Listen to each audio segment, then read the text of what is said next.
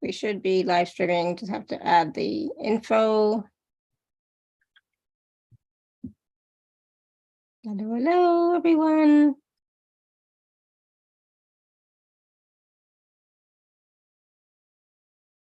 My computer wants to be slow today. Okay, good.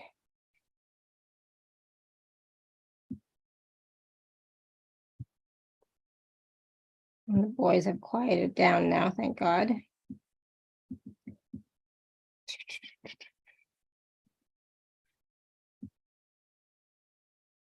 I should just not do any work until the evening because, that's when they're quiet. They try to do work during the day, it's like they're barking like crazy. Okay, we should be good. All right, hello, everyone. We're going to get started here. So let me hit record. All right, hello, everyone. Welcome to the Laura Canfield Show, the Awakened Happiness Now Global Series. Thank you so much for being here with us today. And today, my good friend Beth Rachel is back with us. She was on last season, and we had a wonderful show, high vibe, wonderful processes, wonderful wisdom as well. So I'm so glad that she's back with us today. We're talking about the art of receiving. So some of what we're going to talk today about includes, it's always different, right?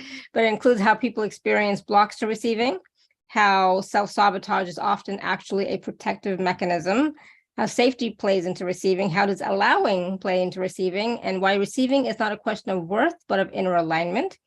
And when we are receiving, but not perceiving it. We're going to be taking live caller questions, and Beth is going to be facilitating a guided visualization as well. So for those of you who do not know Beth, like I said, she was on last season. We had a wonderful time, but she is here to support humanity in activating the original human genome and divine Earth blueprint. As a participant in the original planetary design and creation of the Earth, she draws upon her soul and cellular memory to help guide humanity back into alignment. And much of her work is in lifting and integrating the veil between the conscious and unconscious collective human awareness and creating harmony between densities and higher frequencies. And when I worked with Beth last season, before the show last season, oh my goodness, I was so surprised by what came through, how accurate, how the process was like exactly what I needed and more that I didn't even know I needed at the time. But when it all came through, it's like, oh my goodness, yes, absolutely.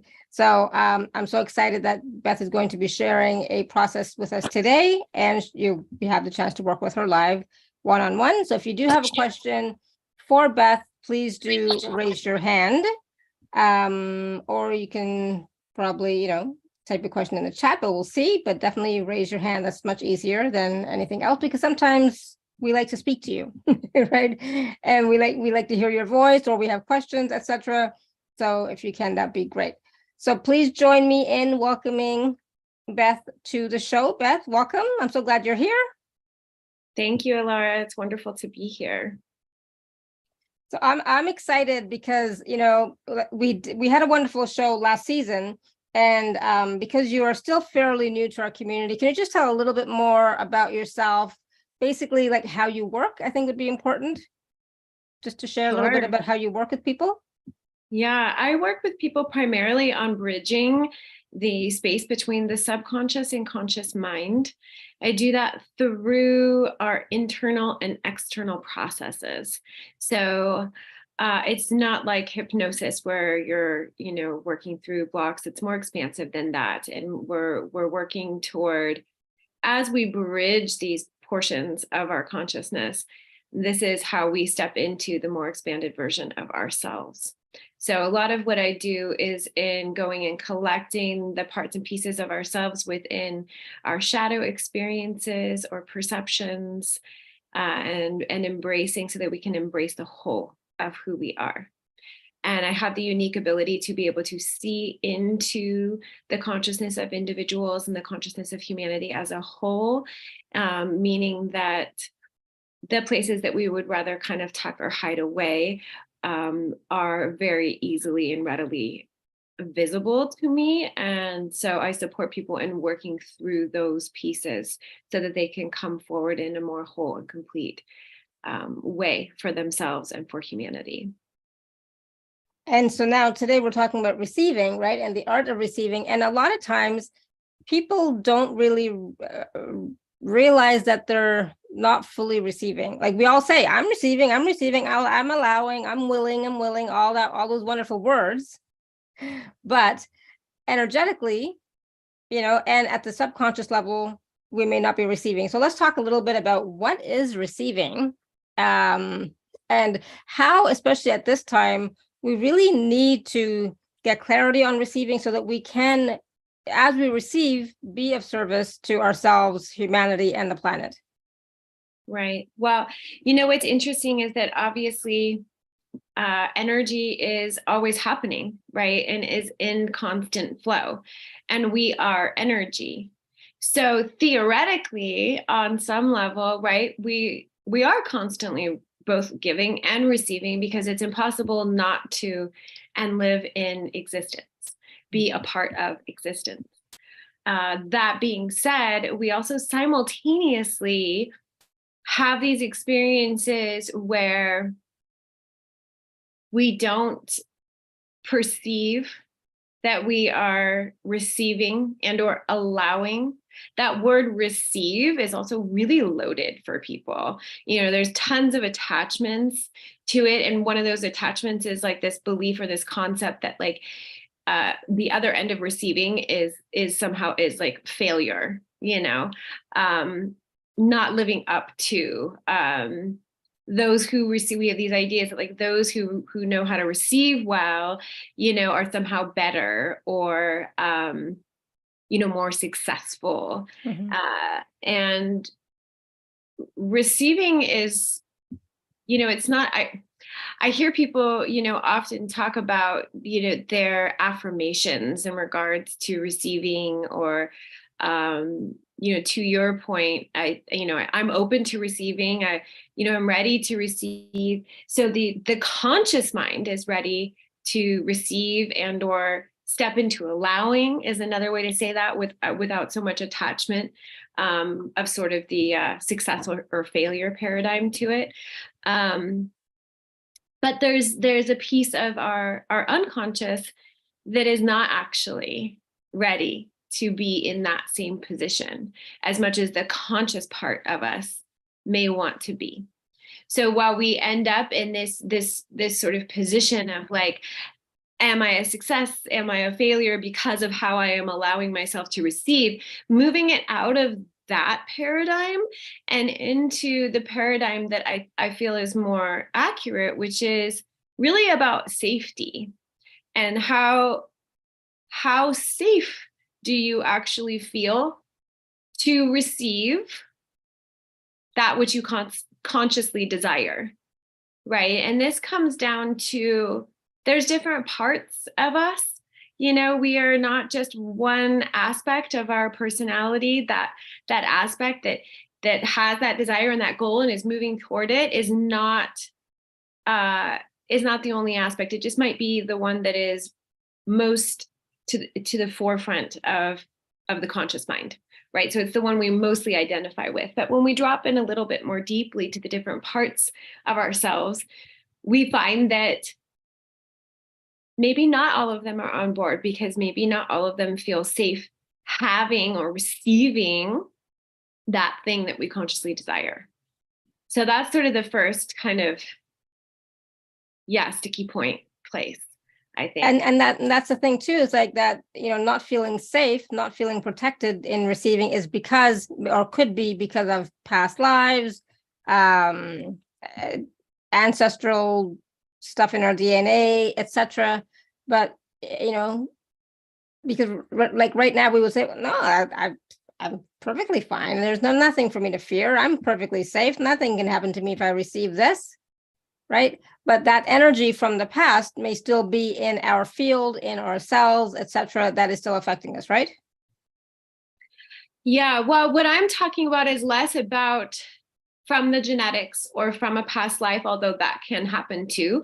What I'm actually talking about are things from this life that have impacted our perception of that thing that we want to receive, whatever it is, right? So let's say that, I have a goal to, this is, very arbitrary, but let's say I have a goal to be an actress. And that's what I want to work on, receiving this role that I'm trying out for, right? And part of me, my conscious mind, is like totally on board. This is what I want. This is what I've been working toward. I'm doing my manifestations. I'm doing my affirmations. I'm doing this person's meditation, that person's meditation.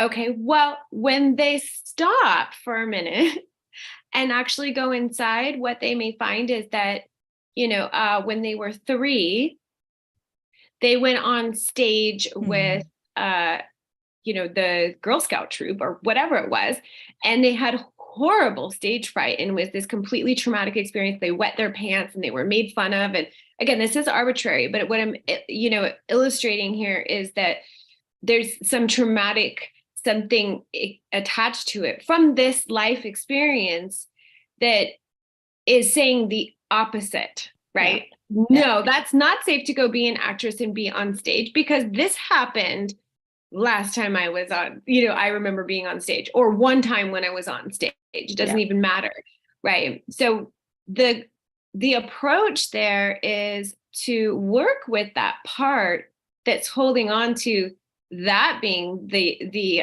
likely, conclusion, rather than the likely conclusion being the success that this conscious mind is affirming and manifesting for, right? This other part is the part that needs to be talked to, and a conclusion needs to be found. Yeah. And some healing done. So yes. I understand that. Yeah, totally. Because as you were relating that story, it's like, oh yeah, I definitely had some issues or stories like that when I was younger.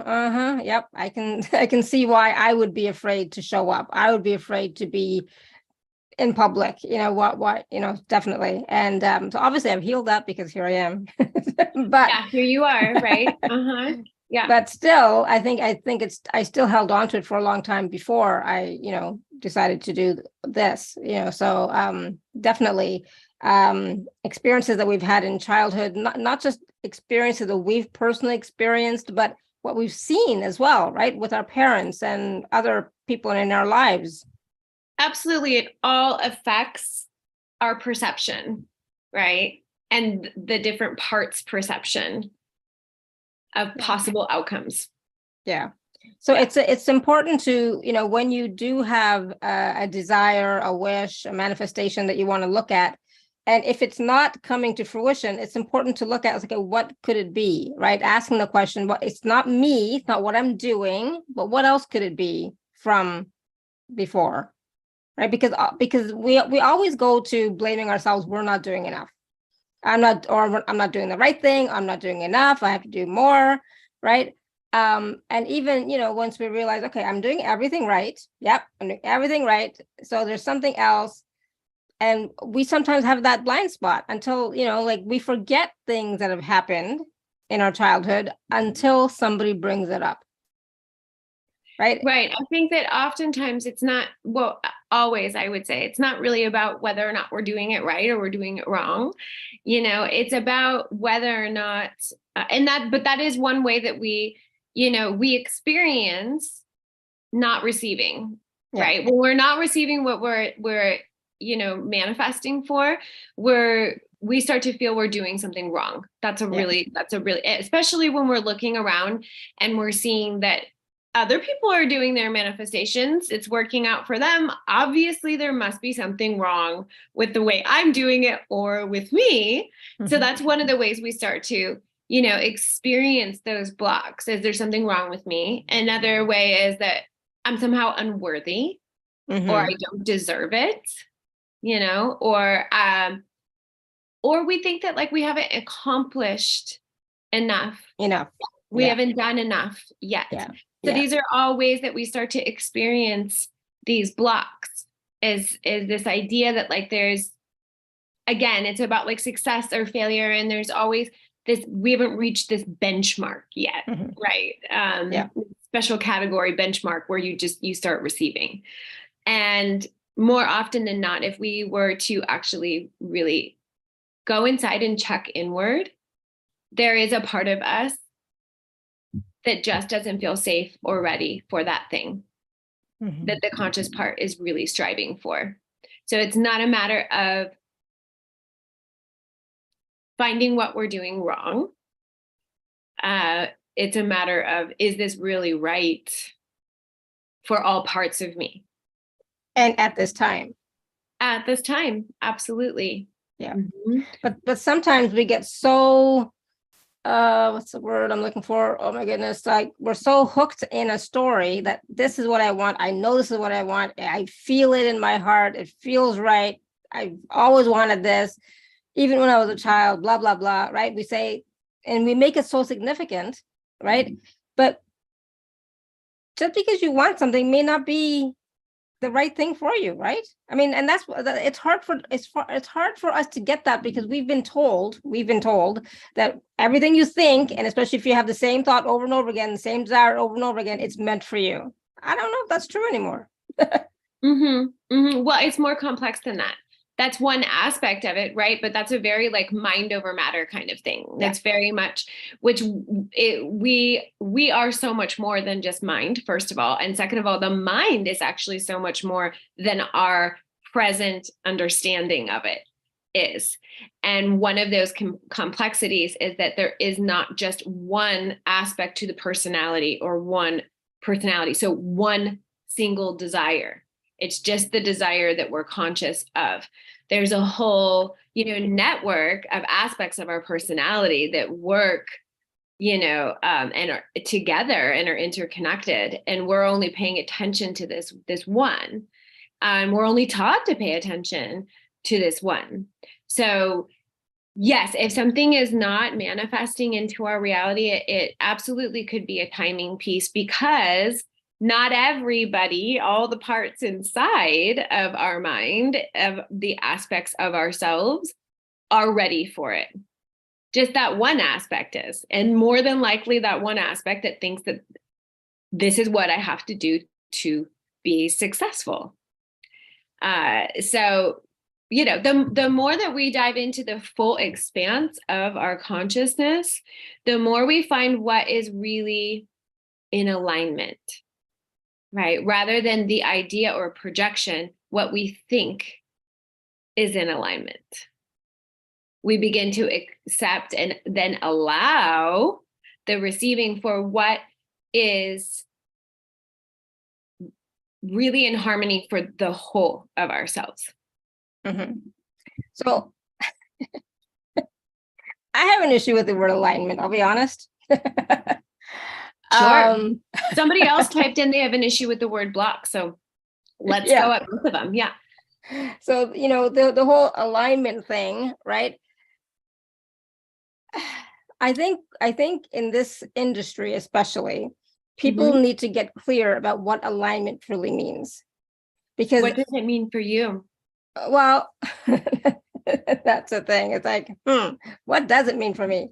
So for me, I think it means that when I'm feeling okay at one with myself, happy with myself, content with myself as I am, then I'm in alignment with my life, with my soul purpose, all of that.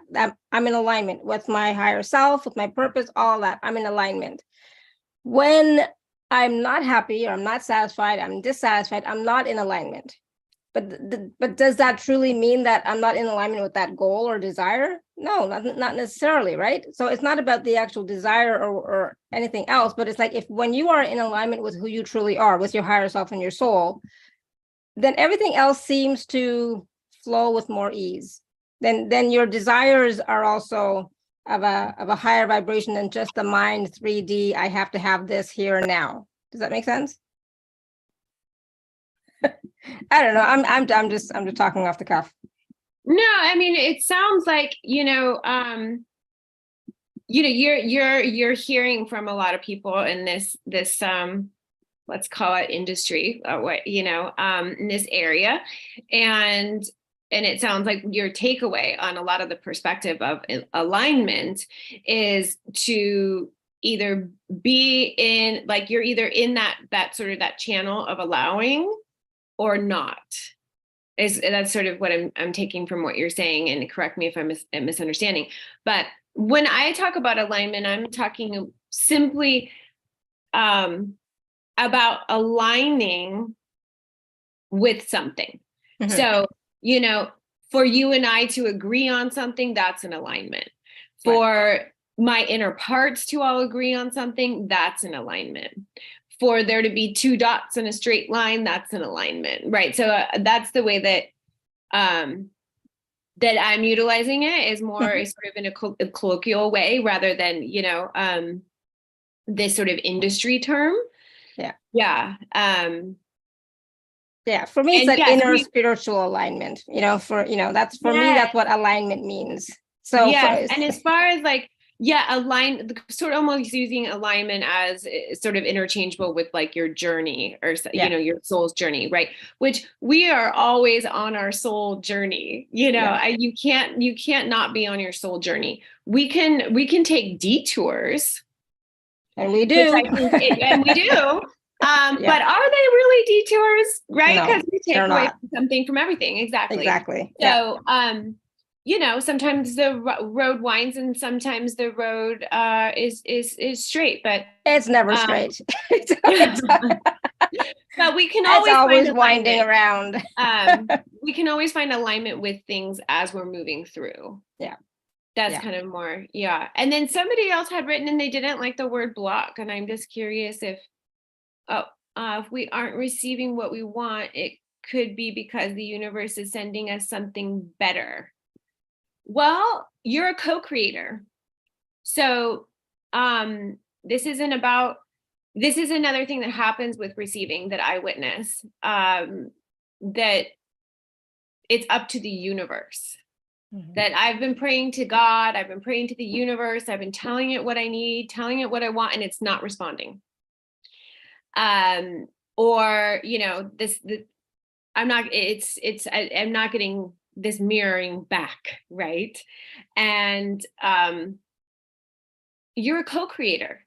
So this is not just about God or the universe, however you want to put it, responding to your request. This is about, and if you don't like the word block, you can I like to use the word sticky point, whatever is sticky, so it's not allowing that energy to come through. Those sticky points that's us. That's us, and that's what's in between us and the receiving that we would like to allow. There's a very strange screen in the upper right-hand, my upper right-hand corner. It's, it's Randy's screen is being weird. Randy, your screen is being weird. It's very distracting. Anyway, so use what terminology I think works for you. Ultimately, if we're triggered on a term, I think it's an opportunity to clarify the term, which is just more sticky points, right? It's just more clearing of the path to feeling and knowing the interconnectedness of all. And you're a part of that. We're a part of that. Each one of us is a part of that. And we are co-creating together. So, can I just add something really quick? Just because I'm going to forget. So this came to my mind just now. And so for those of you who may be music buffs, I am not, and I do not remember lyrics, and I do not remember people who sing, like, the names or anything. But there was a song back in the day. I don't know who sings it. Okay, so don't even bother asking. But part of the lyric, it was like, thank God for unanswered prayers, right? So it's the same thing as thank God for not making my wish come true, because yes, I got something better. Look at this beautiful life I have. If I would have gotten that which I wanted before, oh my God, I would not have had this, right? So that is something that I always, it comes to me sometimes, because it's like, sometimes we're like, our mind is set on something, right? It's not our heart, it's not our soul, it's not, it's our mind that wants something, right? Our ego wants something. And then when we don't get it, there are many times when I'm like, oh, thank God I didn't get it then. Thank God I got it now, not then, because I wasn't ready then, right? Or the timing was not right. So that actually happened for me once, where the timing was not right. I'm thank God I didn't get it then, because I don't know what I would have done, right? So it's like sometimes when we are wanting to receive something, whatever it happens to be, and we're open to receiving all that wonderful stuff, we're in alignment because our goal is in alignment with what we want, and blah blah blah, and then we don't get it. I guess it comes back down to the timing thing I talked about earlier. Sometimes the timing is just much more magical in another time and space, which is what I've experienced, where if I got something later on than what I wanted, it turned out to be much better, more magical, with flow. Like, it was like, oh my God, so easy, right? But at the time when I was asking for it, I was like stumbling and obstacles, and oh my God, block after block after block. So, I totally understand, Lori, what you're talking about the block, right? But the block it wasn't really a block. It was just not the right time. Yes, that was what like what I wanted to receive. I did get, eventually, but not when I wanted it originally. So sometimes we have to be willing to go with the flow. Sometimes we have to be willing to let go of control of how things show up. You want to talk about that? And if anybody knows that song that I'm talking about, you can type it in the chat. But I remember it was something like, thank God for unanswered prayers. I don't know who sings it, but it's a country-ish kind of song. I'm so bad. It's so embarrassing how bad I am with music and lyrics and musicians, singers, etc. Go ahead. Yeah, well, we could talk about the timing piece first for a moment, in that, because we are living in a co-created reality, and our souls interact with other wants, needs, desires, creations, right? So that's what that timing piece sometimes ends up being, right? Is because certain energies have to work together in order to give us what we receive. So I think that's what you're talking about. So just to speak to that for a moment, is just, allowing those different parts of the co-creation that are necessary in order for us to receive the desire that we're asking for, sometimes need more time to line up.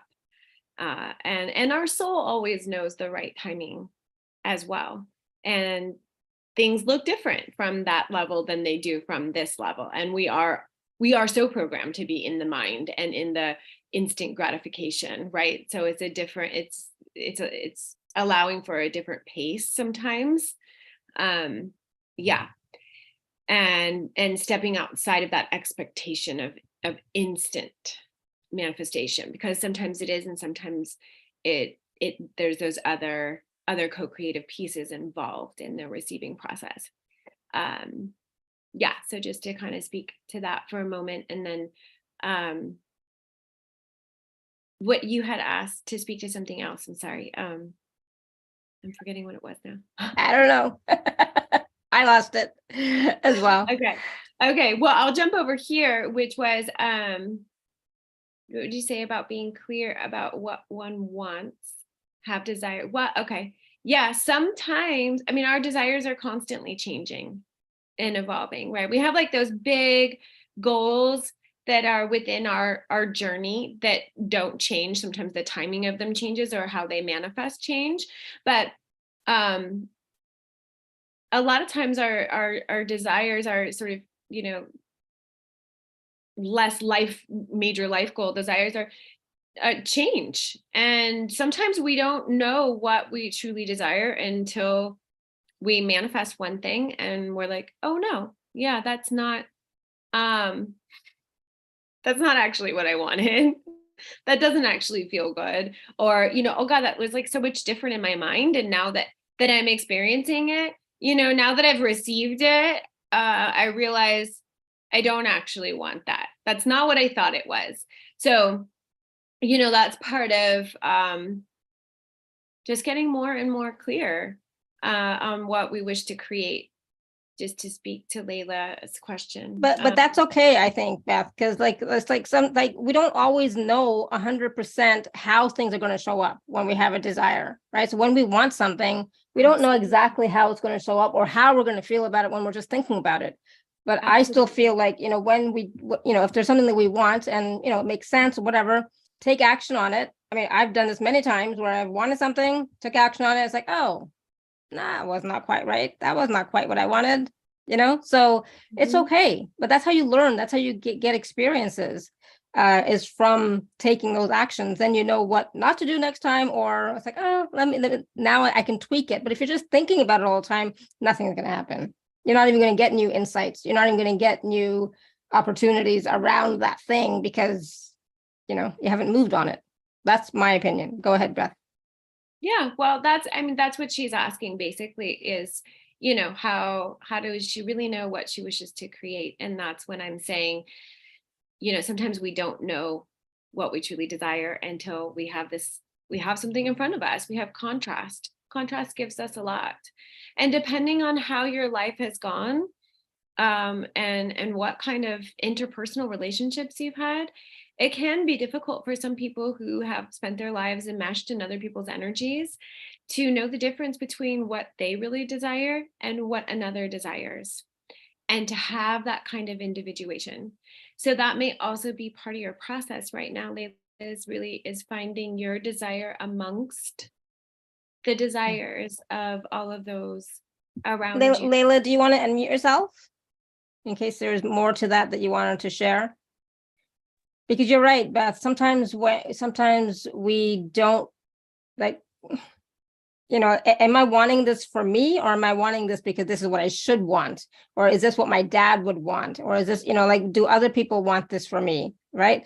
And so getting clear on it. Yes, it's truly me. I want this for me. And also not from fear or lack or scarcity, but I want this because it's, going to move me forward or whatever happens to be. Go ahead, Layla. Hi. It's funny because I actually had a situation one time where another person's thought came into my mind, but I didn't know it was their thought. And I created something where they came and lived with me, but I didn't even realize till like months later that wasn't even my thought. Mm. And it was an extremely painful experience. And then those things build up because I've done a lot of those things. And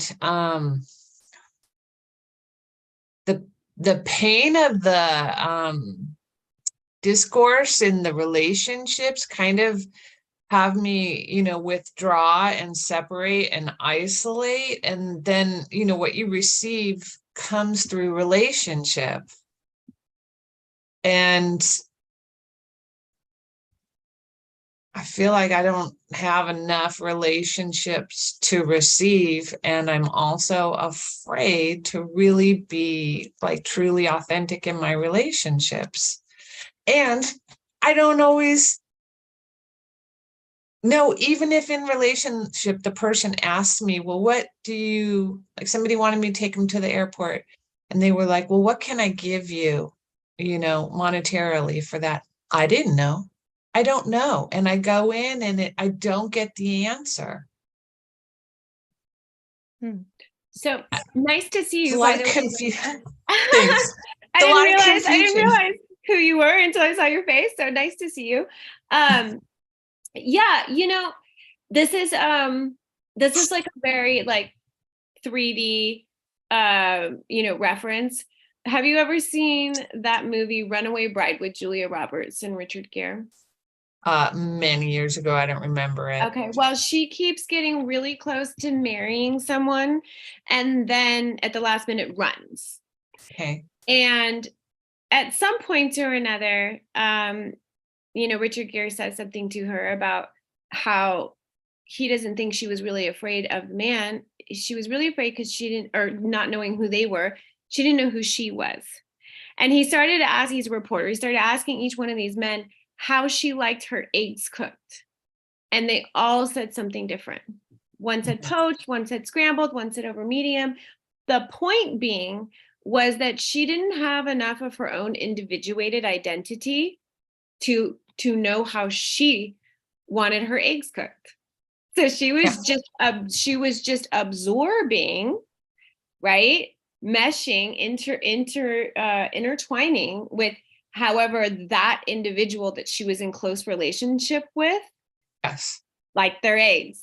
So this is what you're talking, so it's like I said, it's kind of a cheesy example, right? But it's very like 3D in this world. What we're talking about is enmeshment.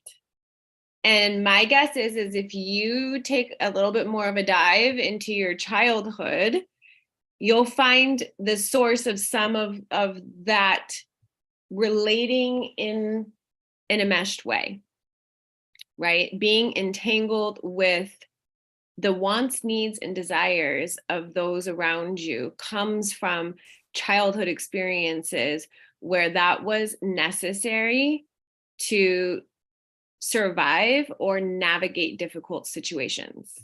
yes, And yeah, so going and healing that, right? That's where getting in touch with those inner parts and doing healing with them.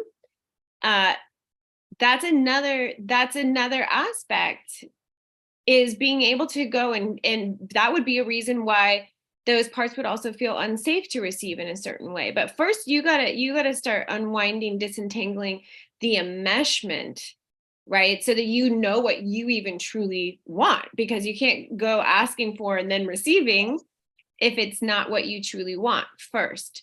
So going and working through those enmeshments, helping those inner children, those inner parts, the young ones, to understand that it is safe to disentangle, because you no longer need that same enmeshment in order to survive or navigate the difficulty, because you're not a child anymore and you're not in those same relationships anymore, at least not in the same way, right? The dynamics have changed, but those parts are still kind of frozen and confused. yeah, So working through that is going to give you a lot. Then you can start trying all the different kinds of eggs and figuring out, like, okay, actually, which way do I like? And again, just an example, but that's the next step, right? Is as you start to disentangle those parts and pieces, then go try some things and see how they feel to you without those other people's attachment.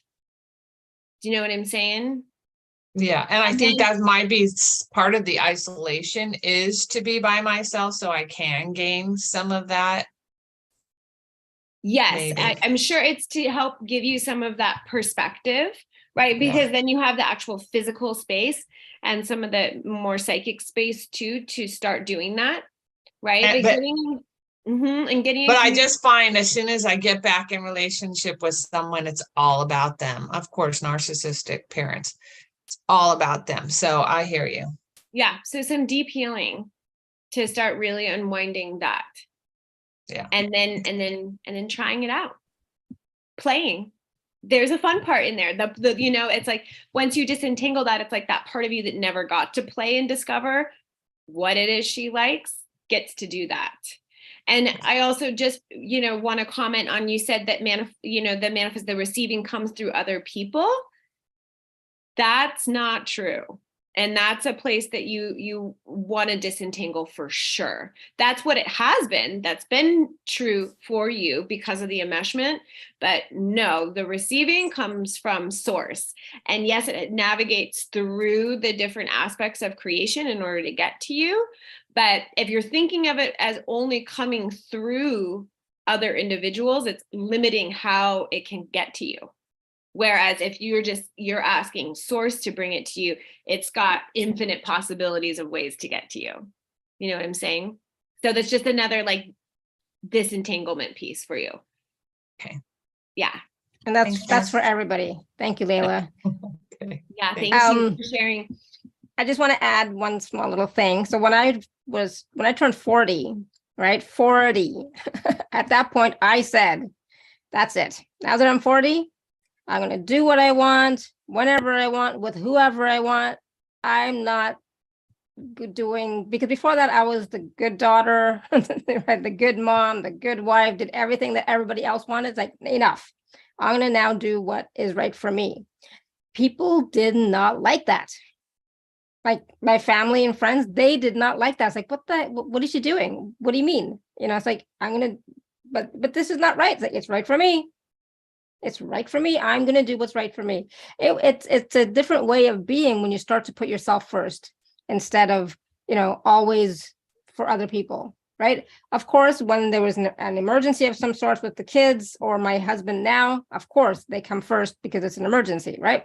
But beyond that, I come first. I come first. I get to choose what I like, what I don't like. I get to choose where I'm going to go, where I'm not going to go, etc. I get to choose. And giving myself that that power, that permission even, was so liberating. I made so many different choices once I made that stand for myself. Did I make mistakes? Of course. But, more often than not, they were not mistakes. More often than not, it's been more freeing and freedom. And after a while, my parents said, okay, fine, we're just not going to say anything because she's not going to listen to us anyways. So, yep. Right. So, it's like, they're like, well, she's not going to listen to us anyway, so we're not going to bother saying anything. Perfect. I love it. So now they don't, except for on the rare occasion, my mom might say, okay, don't get mad. I was like, all right. But I just have to ask you a little question. I just want to know. All right. So they've already said, okay, don't get mad, don't get upset, don't, it's like, all right. And then I will explain my, not my choice or anything, but I'll be like, yes or no, like, no, yes, okay, maybe, we'll see. Does that make sense? But I am thinking for myself. I'm not thinking about what a good daughter would do, or a good mother, or a good wife, or anything like that. Right? Sometimes it's hard when you have kids, granted. Sometimes it's hard when you have parents, granted. But still, they'll get over it. Parents will get over it. Children, I'm not so sure, but parents will get over it. Getting to that point first where you're disentangling from the enmeshment, so you know the difference between what you want and what they want. That's your first step, because otherwise you can't stand up for your desire if it's not disentangled, right?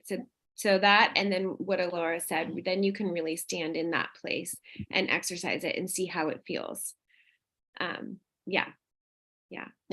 Good. Thank you, Layla. We have a comment over here by Manisha that this actually brings up a point that I was wanting to mention earlier, which is, she's sharing a story about how, her son wanted to manifest this job he was offered with this bank that, he didn't end up getting the job. I'm summarizing. So didn't end up getting the job, and it turned out the bank actually was pretty corrupt.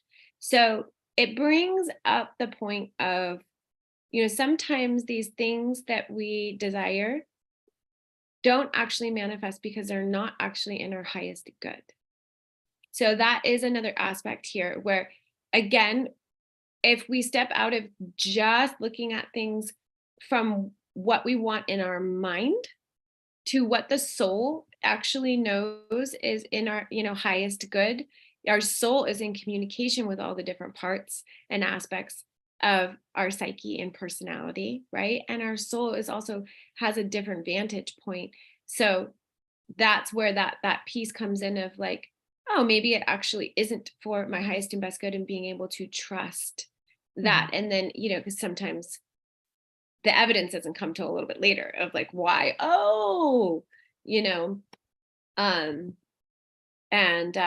so yeah, that, is an aspect to manifesting.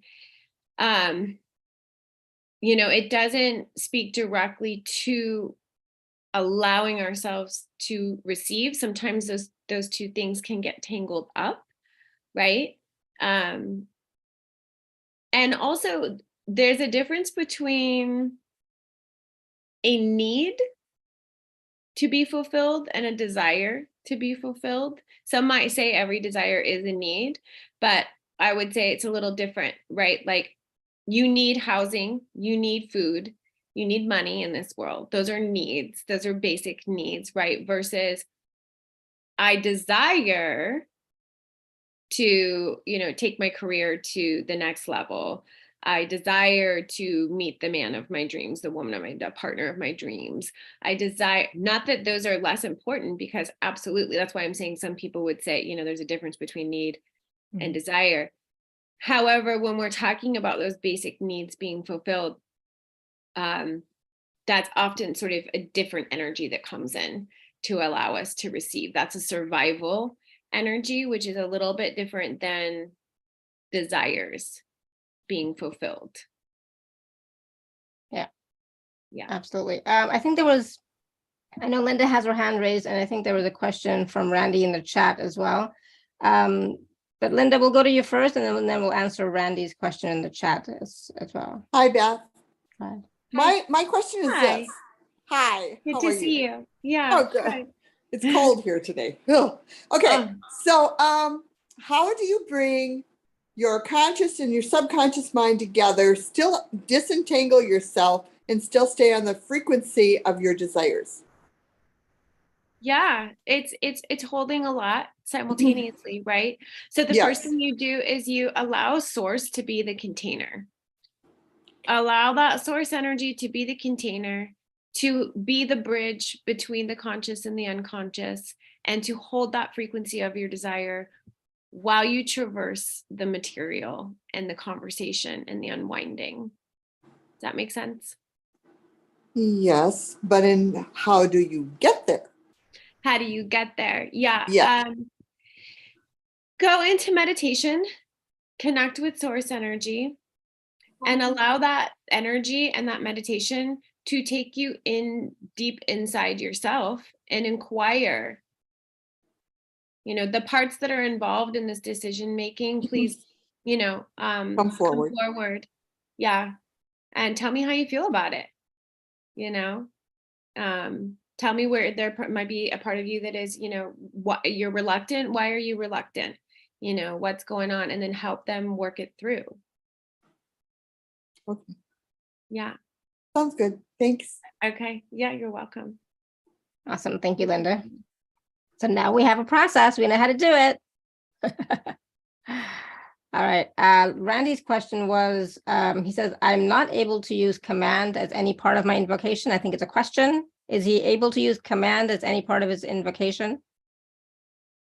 Are you? I don't always use command. Can you clarify?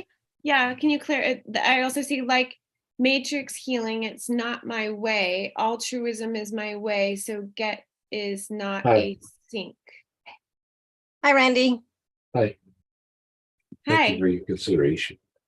That's just one example as matrix uses. Now I command Merlin. They use the word command in matrix healing. Is that what you're saying? And that doesn't resonate with you? Yeah. That path never works for me for some reason. Okay. I don't like the word command. Yeah. Yeah. It's never been my word either. I like to say request or, or I may Humbly.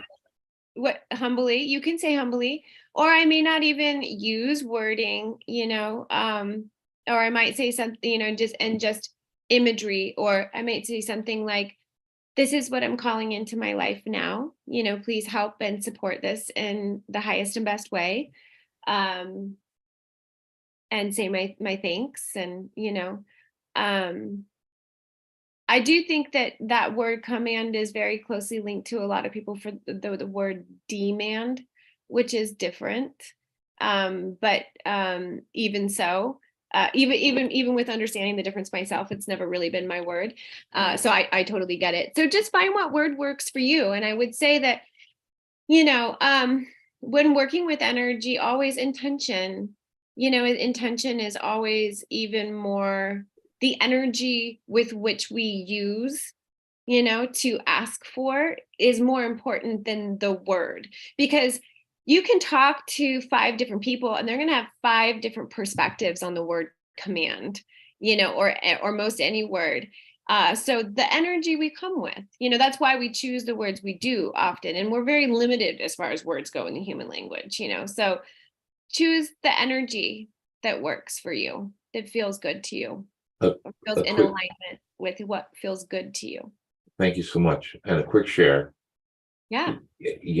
I come from tangential altruism in a lot of my conversations. And one reason is because otherwise we're going to talk about my pain. And this is another way to be and one of the things I've learned about tangential altruism is it makes narcissism obvious right away because it's such a stark contrast. So that's the blessing in tangential altruism. Awesome. Thank you, Randy. What's going on with your screen? Sorry, I don't know.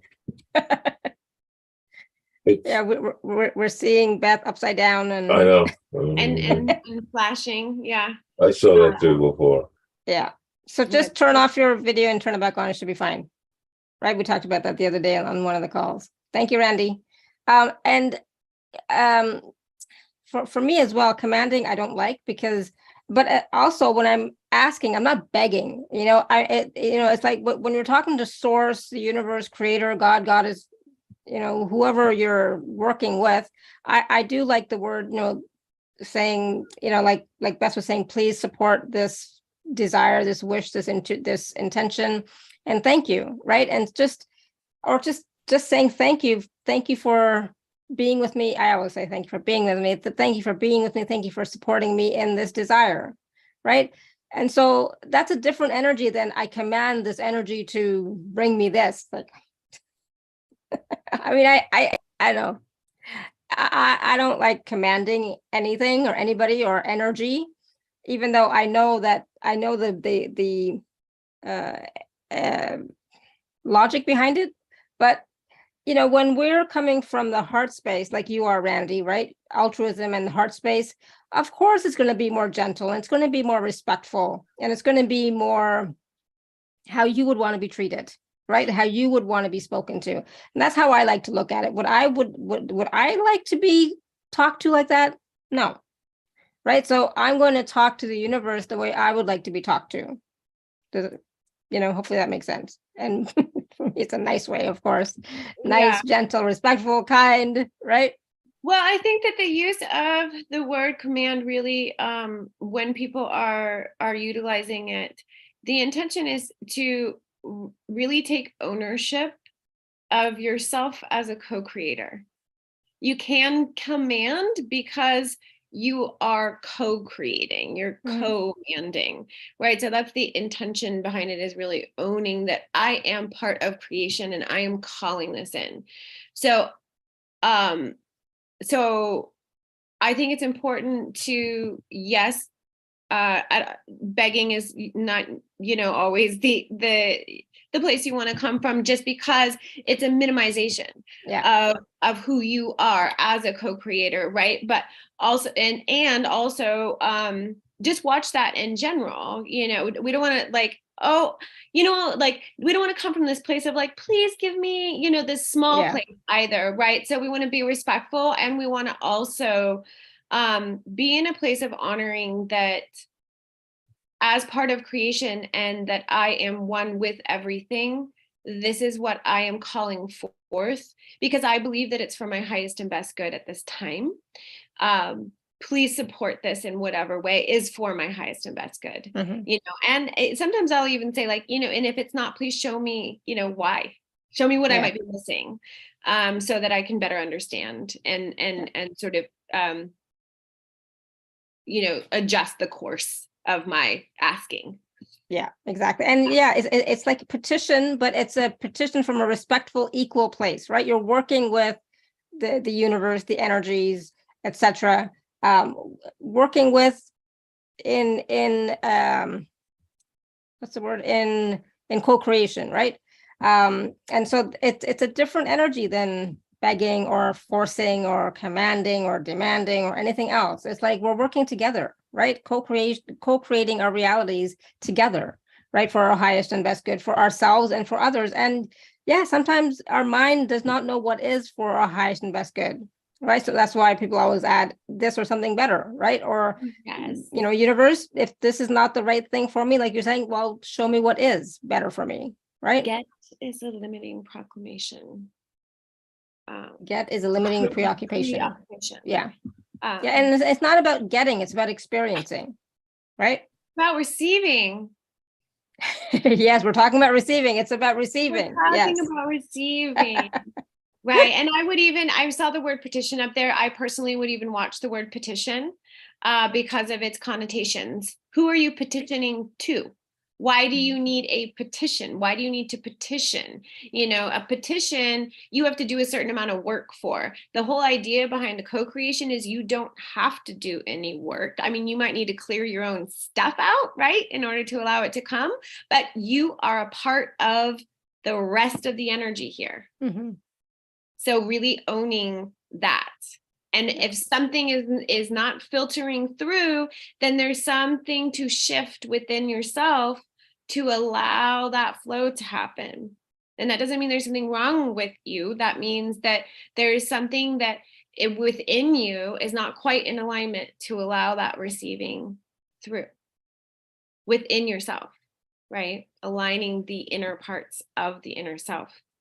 And the other aspect that I want to just talk about briefly, because I know that we're already kind of getting on here, and this is part of what will be included in the course should you choose to participate, and that is that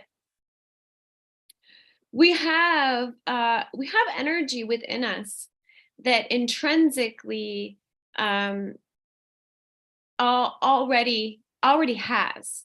It doesn't have to go into a place of receiving, right? This is the way in which some of the divine masculine manifests within our body, right? Our skeletal system is a good example of that. Like, we don't have to ask it to be in alignment. It just is. And it provides the structure for the rest of our body to flow, right? The rest of the form to take place. So we have structure and we have form. That's the way creation works. And in this course, I'll be bringing in these two aspects and how they work synergistically together. And so being in alignment with how that manifests in our body allows energy to come in, because this is the place that I was talking about, survival, right? There is a certain place where it's already all happened. It's already all happening, and sinking into and dropping into that truth, right, allows it to be. Knowing that it already is allows it to be. So we got to kind of, that takes us outside of the mind and into a place of embodiment. You don't have to ask your autonomic nervous system to make you breathe. You just do that. Don't make your heart beat. That just happens. So part of it is being able to drop into these aspects that just are, and then the flow can happen. So that's the trust in the structure of the universe. Does that make sense to everybody? That's part of being able to receive. That's part of the receiving process, is trusting that there is support for it. Yeah. And I think trust is a big piece. When we were talking to Layla earlier. Piece too. Yeah. Sorry? On that safety piece that we mentioned at the beginning as well. Yeah. Yeah. And kind of brings us full circle and why safety is so important. Yeah. Because I remember thinking when Layla was speaking, it's like, does she not trust her own desires anymore? Does she not trust herself and her desires, right? So it's something to look at. Because sometimes we have those feelings where we go into doubt, we go into fear, we go into not trusting ourselves, because okay, I asked for this, none of it worked out, right? So then we go into that. It's like, I don't know what to ask for anymore. I don't know what I want anymore. I don't know. Right. So that's the mind, of course. Right. So, but I like what you just said about just dropping into that place, knowing that everything is already happening and just being. And that place of being is the place of allowing. And when you're just being, not trying to figure anything out, it's like you can breathe, right? It's like it gives you that space to then actually receive. Because before that, you're not really receiving because you're thinking, worrying, fretting, all that wonderful stuff, right? But you're not really receiving. So going into stillness, going into yourself, into that space is going to help you to receive more. And Right? getting to that place of safety is going to allow for that to happen. Yes. Exactly. And so, again, that whole safety piece, there is a little bit of work to be done to feel safe, right? Because we don't feel safe. It's a lot. Yeah. Yeah. I know. I'm trying to be nice about it. It's like, yeah, it's a little bit. But absolutely. And so, you might want to ask yourself, where am I not feeling safe to receive? Like, what part of me? So I'll be honest, I don't like that the whole parts piece. There's this part of me, that part of me, blah, blah, blah. But it's like, okay, what part of me does not feel safe to receive, right? And even when you ask that question, you take a breath, right? So you're willing to receive, you take a breath, see what shows up, right? It might be my, 5-year-old self, my 6-year-old self that is still not feeling safe to receive. My 8-year-old self, it could be. Wouldn't that be different parts of you? I'm curious why you don't like the idea of Well, I don't think that's a part of me. I think that's just me at different times. It is, but it's also you that has a different identification with the self than the present conscious part of you does, right? Do you like a different description? I mean, a different way of saying it? I mean, it's the younger aspect of me who didn't know as much as I do now. Right? It's not always the younger aspect, though. It can be any age or any stage. Mm-hmm. Yeah. And there can be multiple of them. So, and they have completely different wants, needs, desires, and ideas of who they are and how they relate to the world. Because your 5-year-old self that's stuck in that perspective does not see things the way that you do now. But even your 40-year-old self, that might have an attachment or a sticky point, does not see things as your current self does. And that goes for all of us. Yeah, that's true. So that's why we call it parts work, is because you can call it aspects, right? Different aspects of the self. So Layla said, when I asked that question inside, if I receive something somewhere else, something will be taken away or lost. So, that's not true, but I get it, that's how a part of you is feeling, right? So a part of her is feeling that if she receives this, she's going to lose something else, or she's not going to get something else. So there's that lack of this or that, right? I would say follow that. That's a belief. Follow it and find out where it comes from. Okay, so if you receive something somewhere else, something will be taken away or lost.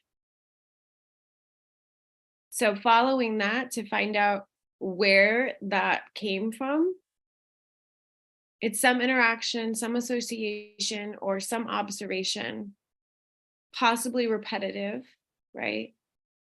And then beginning to disentangle that with that part of yourself that's holding that as truth, even though the whole of you, right, knows that that's not true. That part of you does not know that. And so we have to work with the consciousness of where that part is at, and in that that's true for it, in order to unwind that. And you can even ask it what would be taken away or lost, because it may be something very specific. Quite often it is. Yeah. And bring in some understanding too, that there's room for everything, all aspects and all parts. So there's room for this to be here and this to be here, right? So there's the whole belief that you're sharing is like a limitation on what you can have. It's only so much, because you got to, if one comes, you got to take another one out. So that's one aspect you want to work with and shift too. But yes, I'm glad you asked that question. Either, yeah, exactly, the either or. But what about both? What about and? and? Can you add more to your life, right? Yeah. Thank you, Layla. That was great. Because sometimes we don't get that answer or that awareness until we ask ourselves a question, right? So good job. All right, so let's take a moment and talk about the packages, and then we will do the process. Hold on, let me just share my screen. One second. Let me share my screen from. Okay, so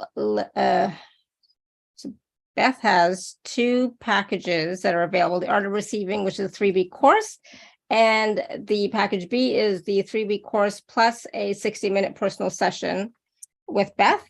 So what is involved in the course, the Art of Receiving? Beth? Yeah. I think it starts next week. Yes, it starts next week. So the first week we are working with clearing out. We're going to work with the different ways that we experience. You can say blocks or sticky points, however that works with you. Finding what those are, right, in terms of your relationship with receiving, and then going in and connecting with what parts of you are holding those and helping those parts to unwind so that they can all kind of get on the same page, right? And that might mean that what you're desiring to receive, the desire might actually change a little bit as you come into alignment with your inner parts, as some are heard that haven't been heard, and you're able to unwind that. And there may be not a compromise, but it coming together. That desire might shift that you're looking for. And it will shift in a way that feels more whole and complete. You'll feel more embodied about it. Right? It won't feel like such a push, like a push to achieve. It will feel more like, oh yeah, like I want this with my heart's desire. Okay. The other thing that we're going to start doing, that we're going to do every day, is we're going to practice receiving. So we're going to go through some of the common beliefs that are blocking the receiving also in this first week, releasing them. Things like around worthiness or around good enough or success and failure, these sort of paradigms as far as receiving goes. And then every morning at my time, Pacific time, 9:30, I'm going to send everyone unconditional love. And so this works in a twofold process. One way is that this puts you in a position of receiving, right? So automatically you're practicing receiving, which practice in everything, not just, riding a bike or whatever, like we practice. So this gives you an opportunity to practice. It also gives you an opportunity to be in a different energy with receiving, right? So that those places that you have been shifting, or you've been questioning whether you're worthy of receiving, or every day at this time, I'm receiving unconditional love. And I suggest that during that time, you actually take a moment to envision your desires, right? And especially as we're clearing stuff and you're getting more clarity on that desire, take that time as like a manifestation time. Write your affirmations, write your clarity, even draw out your desires. Whichever way you want to do it. You can build a vision board and stare at the vision board during that time, however you want to do it, but allow that to be a time where you are in practice of receiving without, you don't have to have a huge expectation. Just, I'm practicing receiving, and this is my desire, and I'm going to see how that unfolds. Right. So that'll be happening, that'll start at the beginning and be happening every day. Awesome. And then week 2? Yeah. And so week 2, we're going to work with some of what I mentioned in the balance between the masculine and the feminine energy in the body, and really learning to lean into the divine masculine, that divine structure that's already provided.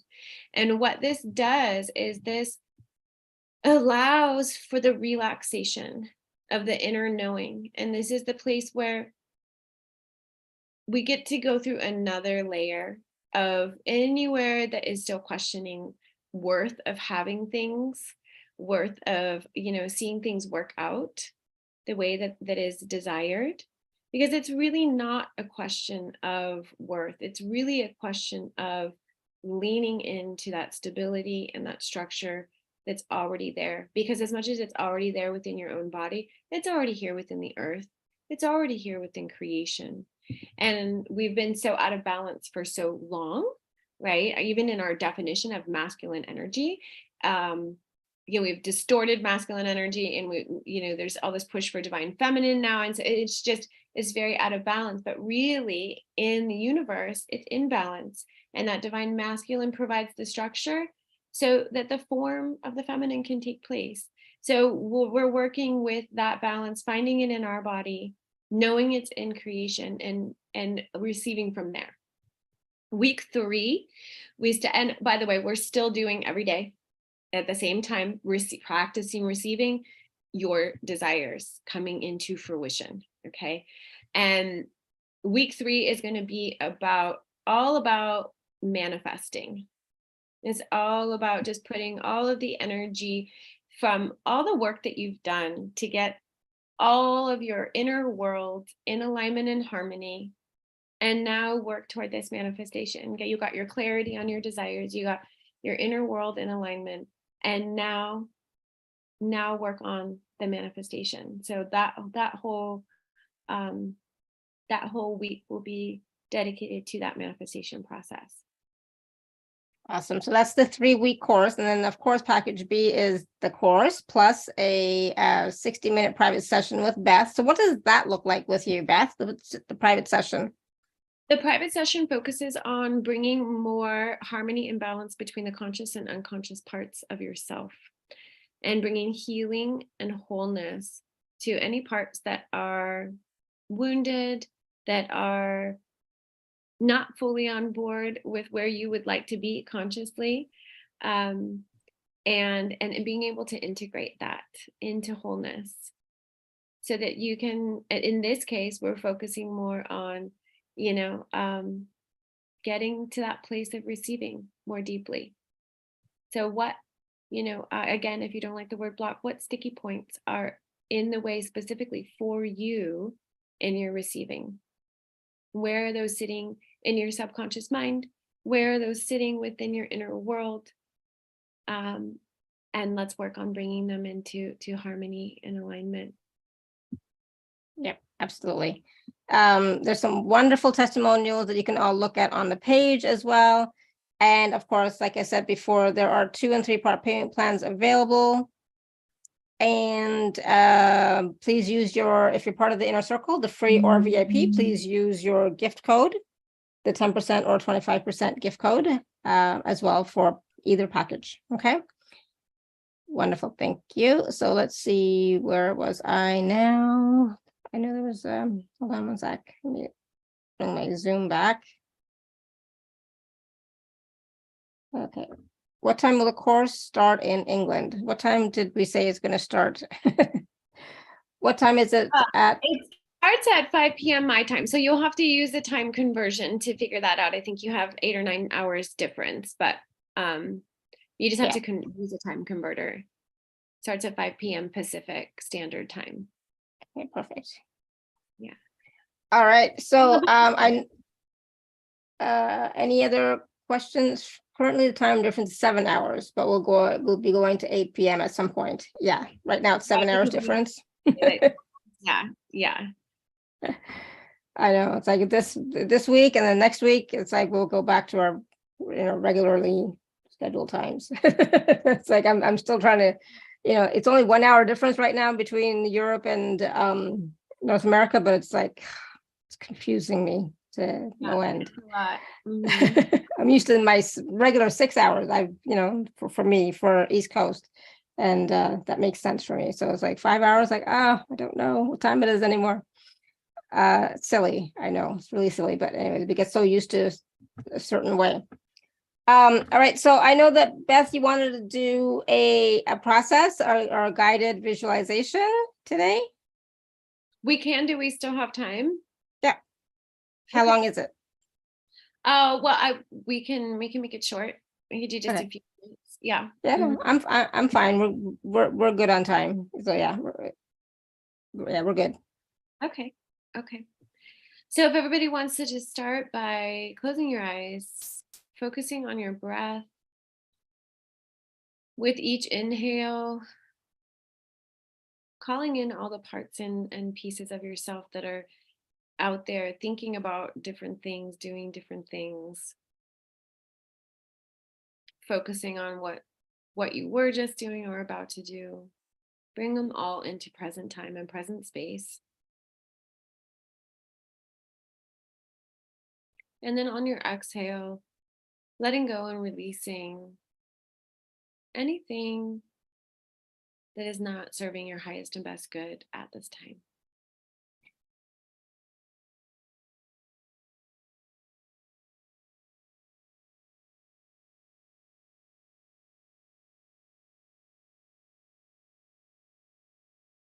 And right above you, way above you, actually, envision that infinite source point of energy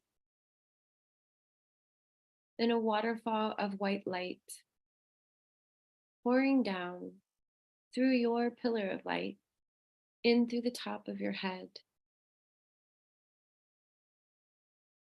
and all the way down your body into the center of the earth.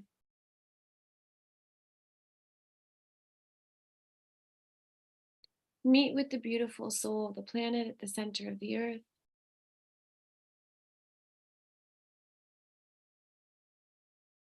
And then bring her energy back up through your body. Allow it to enter up through the pelvic bowl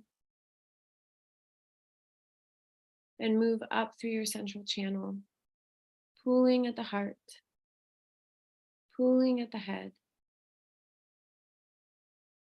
and pouring back down into the earth.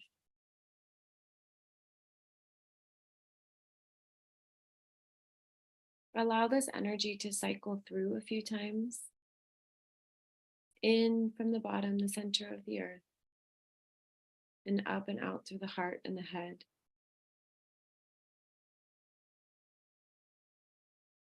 Allowing this pillar of light to continue to flow from source consciousness simultaneously. And for both of these energies to begin to form a ball of light around your body.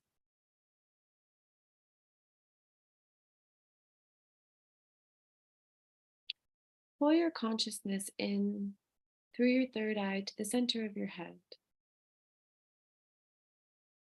And move it down to your heart center.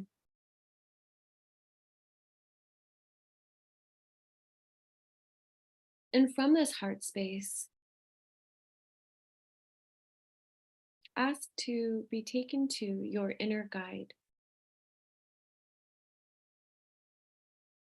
Your inner guide is an aspect of your being that emanates straight from your soul, is within your psyche. This inner guide may show up as just looking like you. It may be more of a sense of an energy than physically seeing. Some people see it as like a little fairy kind of energy.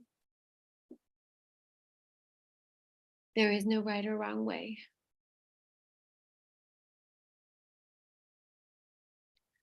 Allow this inner guide to take you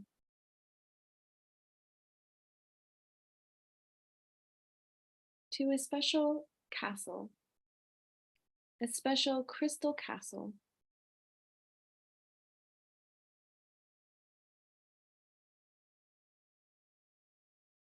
And as you enter into this special crystal castle that's made just for you,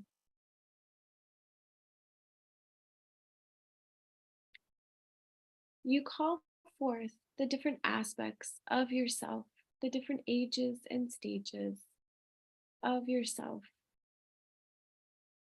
that are ready to be more seen, more known by your whole self.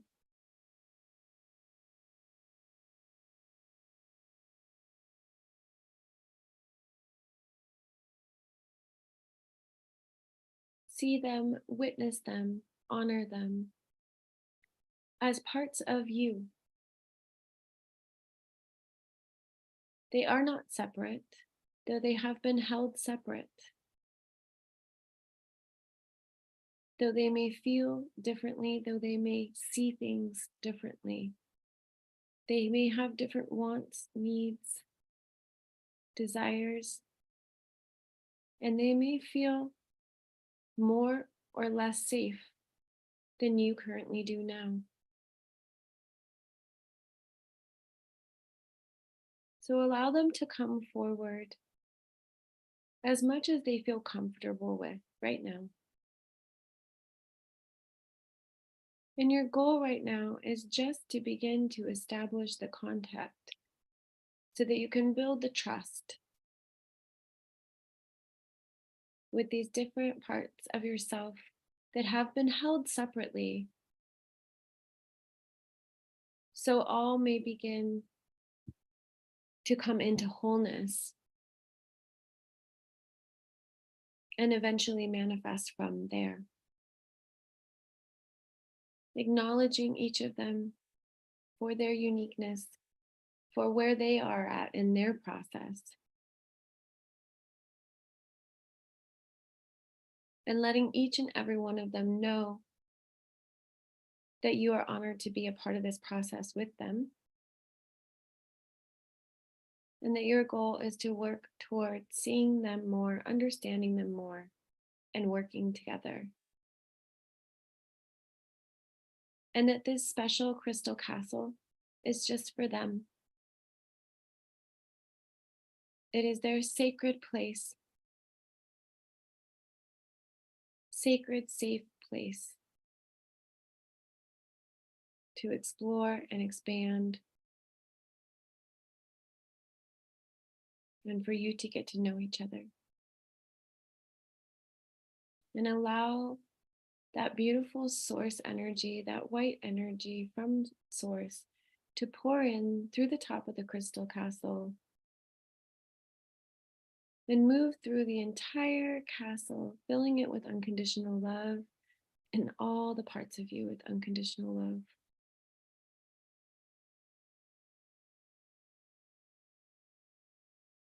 Let all the parts know that they are welcome to be here or come here at any time, and that you will be back to visit and communicate and integrate. And thank them for their presence and for their communication. And when you're ready, allow your inner guide to take your hand and help you to travel back to your heart center. From this space within your heart center, traveling back up to the center of your head, and out your third eye.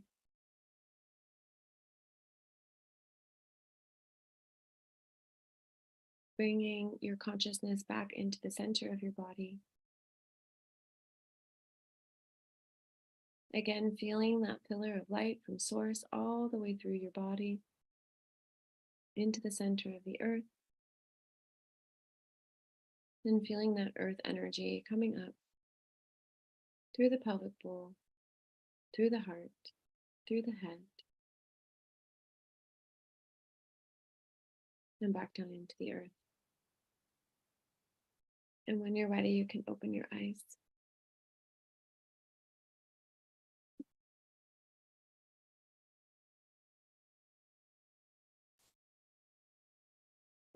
Beautiful. Thank you. I wasn't I wasn't quite ready to open my eyes. I'm still not able to really talk that well. But how was that process for all of you? Did you perceive your inner guide? What did you perceive? For me, my inner guide was it was an energy, and it was this white aquamarine-ish, energy. It was so gentle and peaceful, but very uplifting. Linda says, thank you, that was good. Oh, good. Glad you enjoyed it. And I'm still feeling a lot of energy in my third eye still, and I'm still feeling it all around me. So just taking a few more deep breaths. Anybody else have any? Layla, go ahead. I'll share. My inner guide was a 4-year-old version of me, very playful. And the first thing that happened in the meditation was that this lady that I had been working with and doing some energy work with yesterday I brought her in, talk about enmeshment. Oh, this would be really good for her. Da, da, da, da. And I was like, oh, there you go. There's the enmeshment. Like, I'm responsible for her. And so then I recentered, and then kind of crouching in the corner, only one part showed up, and she was like 2, and she was like this, defending against being hit by like my dad, but I don't remember or really even believe my dad did that. But maybe it was just an energetic reaction to his energy or something. That's what happened. I'd share. Yeah. It sounds like there's some good material in there. And oftentimes when we start to do the inner work, we come up against the parts of our consciousness that have been waiting to expand. And we come up against what is real and what is unreal. That makes sense. So the thing about your dad, right? Because it feels unreal, right? We're stepping into a part of the consciousness where repression and suppression happen. And we automatically assume it's unreal because it doesn't have the same feeling that things do in our conscious reality. So just sitting with what that means to you, if that makes sense. I think you have a good amount of material to unwind and unpack. So I think you do very well with some extended one-on-one time. If that sounds interesting to you, then reach out to me. Yeah. Mm-hmm. Awesome. Thank you, Layla. Colleen says it was a needed integration. Thank you. Mm-hmm. And Joy says, thank you. Very beautiful energy and experience. All my parts felt the freedom to play again and have fun. Oh, that's nice. Good, Joy. Thank you. Manisha says, thank you for such a beautiful process, Beth. I too didn't want to open my eyes and come back. Very powerful. Got a message. Trust in the process of life and surrender. Oh, good. Beautiful. You guys can come back there, anytime. That's the first establishment, right? Of integrating those connections. Yeah, it's a beautiful, powerful process. You can go back again, of course, watch the replay, listen to all the wisdom, and then do the process again and see what shows up now, right? It'll be different each time. So play with it. And of course, if you'd like to work with Beth, you can get package A for the 3-week course, or package B, where you get to work with her one-on-one. And I have to say, when Beth was talking about her personal sessions, she was downplaying it quite a bit, because when I had my personal session with Beth, it was amazing. I mean, so much shifted during that session. I can't even describe all the energetics of it, but it was a lot of energetic shifting and moving of energy.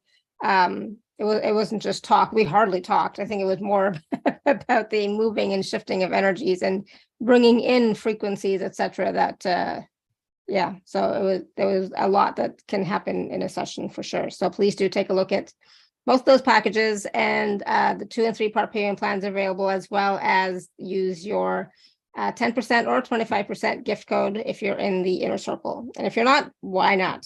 Why are you not in the inner circle, especially the free version, right? Yeah, why not? All right, so Beth, any last words of wisdom for us before we go today?